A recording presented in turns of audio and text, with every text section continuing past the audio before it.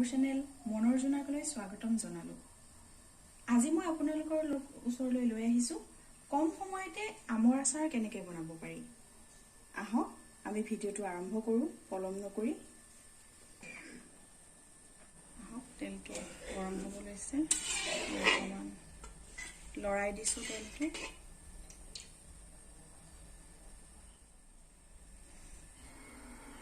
আমটো সদায় নিমখ পানীত তিয়াব লাগে, তেতিয়া আমটো ভাল হৈ থাকে, সহজে আমৰ আচাৰটো বেয়া নহয়।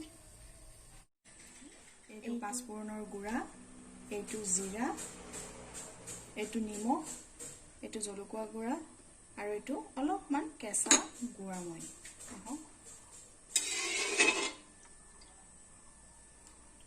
আমি প্ৰথমে পাঁচফোৰণৰ গুড়া দিব পাৰোঁ।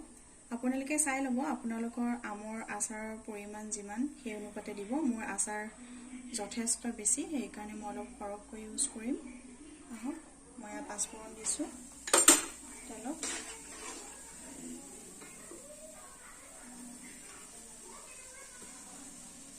পাঁচফোৰণ ইয়াত এড কৰিম জিৰা পাউডাৰ, এয়া জিৰা পাউডাৰ।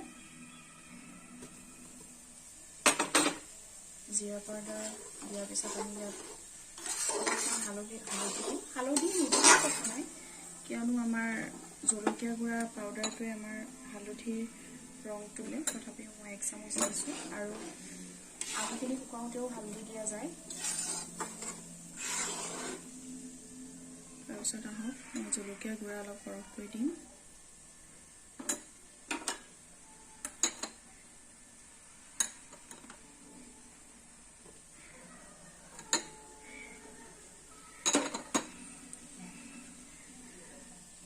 জলকীয়া গুড়া দিলোঁ, তেলটো এইকাৰণে গৰম কৰি ৰাখিছোঁ।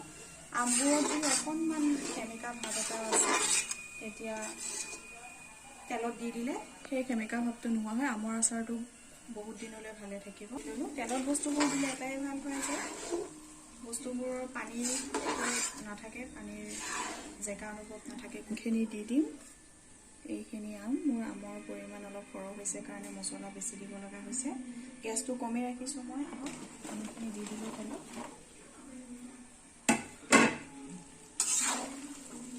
লৰাই দিম।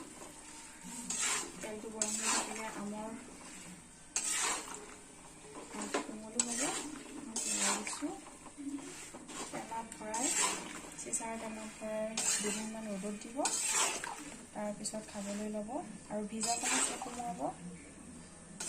আৰু আচাৰত চামুচপাত ভৰাই নথ'ব, কিয়নো বহুত মানুহে আচাৰত চামুচপাত ভৰাই থোৱাৰ কাৰণে আচাৰটো বেয়া হৈ যায়, কিন্তু চামুচপাতৰ পৰা বেয়া হয়, চামুচপাতো বেয়া হৈ যায়। সেই কথাটো আমি সচৰাচৰ মন নকৰোঁ। আমাৰ আচাৰ হৈয়ে গৈছে। আপোনালোকে দেখিলেনে কিমান কম সময়ৰ ভিতৰত আচাৰ বনাই উলিয়ালোঁ। এতিয়া গেছটো অফ কৰি দিব। ইয়াতে অকণমান চফ দিব। চফ আপোনালোকৰ আন্দাজ মতে, মই অলপ চফৰ গোন্ধটো বেছি ভাল পাওঁ, সেইকাৰণে মই অলপমান বেছিকৈ দিছোঁ। এবাৰ লৰাই দিম। এতিয়া আপোনালোকে তেলো দি থাকিব পাৰিব। বটলত ভৰাই, এটা বটলত সম্পূৰ্ণখিনি ভৰাই ল'ব। তাৰপিছত এটা সৰু বটলত ভৰাই খোৱাখিনিত আচাৰত তেল দি আপোনালোকে খাব পাৰে। খুব সুন্দৰ হয়।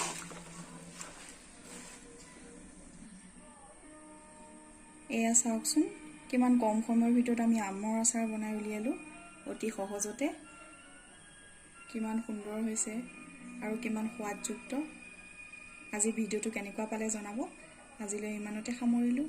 আকৌ পুনৰ এটা নতুন ভিডিঅ' লৈ আপোনালোকৰ মাজত উপস্থিত হ'মহি।